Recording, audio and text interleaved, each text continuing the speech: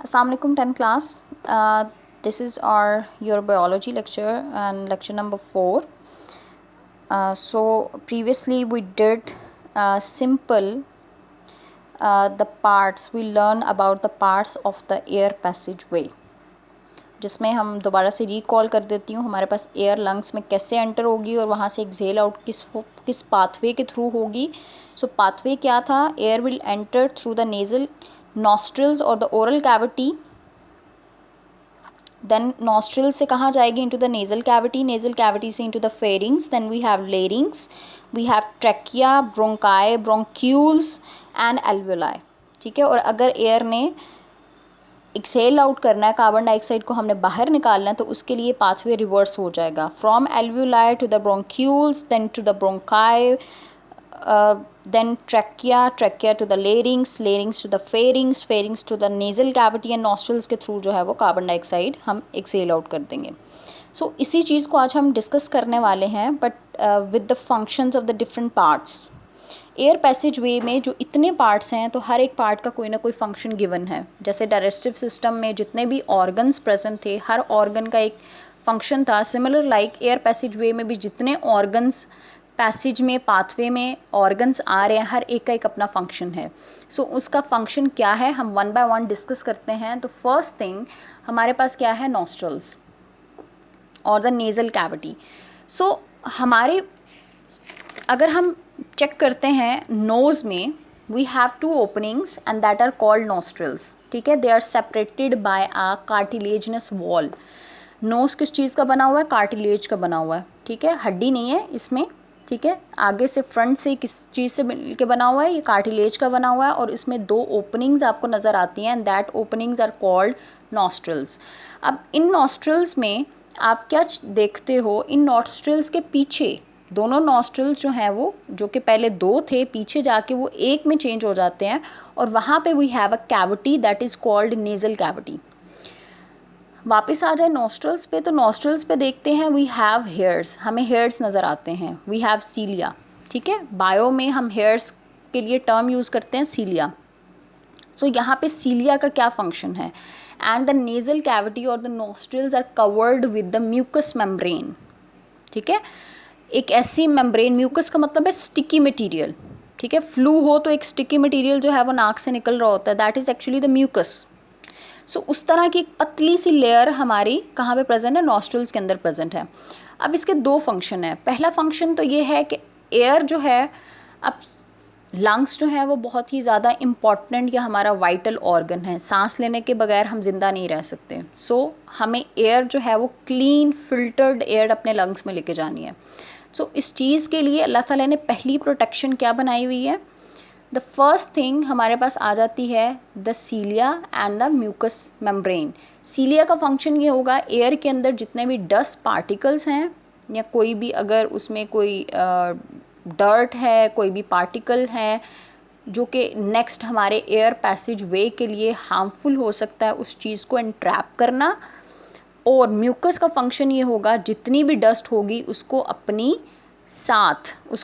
साथ क्या कर लेना? स्टिक कर लेना, जोड़ लेना.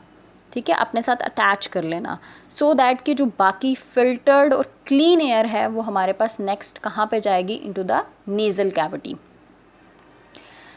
दो फंक्शंस हमें नॉस्ट्रल्स में सीलिया और म्यूकस मेम्ब्रेन के पड़े. First was the entrapment of the, अगर मैं इसको मार्क राइट कर दूं, एंट्रैपमेंट ऑफ डस्ट पार्टिकल्स और जर्म्स. सेकेंड इसका फंक्शन ये होगा, इट मेंटेन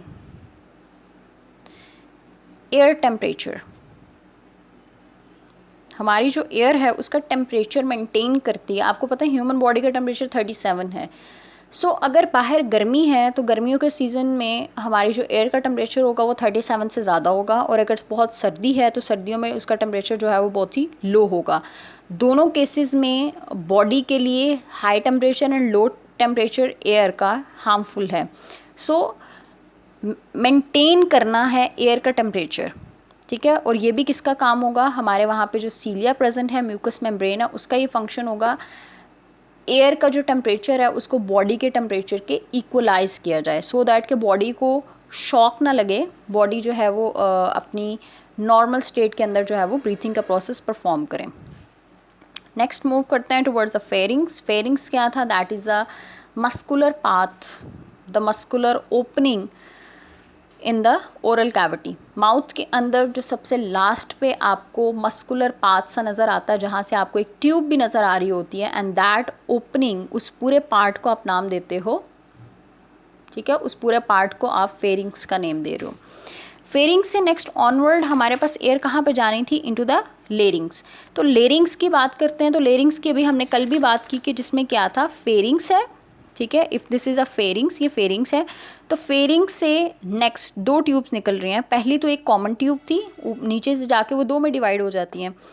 अब ये जो ऊपर वाली tube, this is called the oesophagus, कि जिसमें अगर फूड है तो फूड डायरेक्टली कहाँ चली जाएगी? इनटू द एसोफेगस, और आगे से स्टमक में चली जाएगी। बट अगर हम एयर को इनहेल कर रहे हैं तो उस केस में क्या होगा? हमारे पास एयर कहाँ पे जाएगी? इनटू द लेरिंग्स, एंड लेरिंग से आगे वो कहाँ चली जाएगी? Into the trachea. ट्रैकिया को हम कहते हैं विंड पाइप। अब लेरिंग्स की अगर हम बात कर रहे हैं तो इसके ऊपर फर्स्ट पोर्शन को मैंने कल नाम दिया था, this portion is first portion of the larynx is called the glottis. और ग्लॉटस के ऊपर एक कार्टिलेजनस फ्लैप होता है, एक कवर होता है, एक लिड होता है, और इस लिड को हमने नाम दिया था एपिग्लॉटस का। सो यहाँ पे अब क्या है, एपिग्लॉटस का क्या फंक्शन था और ग्लॉटस का क्या फंक्शन है? ग्लॉटस तो हमने बोल दिया, that is the first portion of the larynx is called glottis, और ग्लॉटस को कवर करने वाला जो फ्लैप है उसको हमने एपिग्लॉटस का नाम दिया था। और एपिग्लॉटस का फंक्शन क्या था कि समहाउ जब हम फूड इनटेक कर रहे होते हैं तो फूड को विंड पाइप में जाने से रोकने के लिए ये एपिग्लॉटस पहले अगर ओपन पोजीशन में है तो ये क्या हो जाएगा, ये क्लोज, लेस हॉरिजॉन्टल पोजीशन में आ जाएगा, जो कि हमारे विंड पाइप को पार्शली, ठीक है, क्लोज कर देगा कि फूड वहाँ पे ना जाए, वो डायरेक्टली एसोफेगस में जाए। ओके, लेरिंग्स से आगे हमारे पास, लेरिंग्स में ही थोड़ा सा नीचे आते हैं, ठीक है, तो लेरिंग्स का फर्स्ट पोर्शन को तो हमने ग्लॉटस बोल दिया। सेकंड पोर्शन ये कंप्लीट जो है, ये दिस इज़ अ लेरिंग्स। तो लेरिंग्स के अंदर नीचे जाएं तो हमारे पास दो फाइब्रस कॉर्ड्स मिलते हैं। फाइब्रस कॉर्ड्स जैसे आपके पास गिटार की स्ट्रिंग्स होती हैं, सिमिलर लाइक उस तरह की दो स्ट्रिंग जो कि फाइबर की बनी हुई हैं, वो कहाँ पे हमें मिलती है? इनटू द लेरिंग्स, जिन्हें हम बाद में वोकल कॉर्ड्स का नाम देते हैं। एयर एंटर हो रही है, ठीक है, आपको पता है साउंड कैसे प्रोड्यूस होगी? With the help of the vibration. जब भी कोई चीज़ वाइब्रेट करती है तो आपके पास साउंड प्रोड्यूस होगी। फिज़िक्स का second chapter is about the sound, ठीक है, उसमें आप ये देखेंगे कि साउंड्स कैसे प्रोड्यूस होती हैं with the help of the vibrations.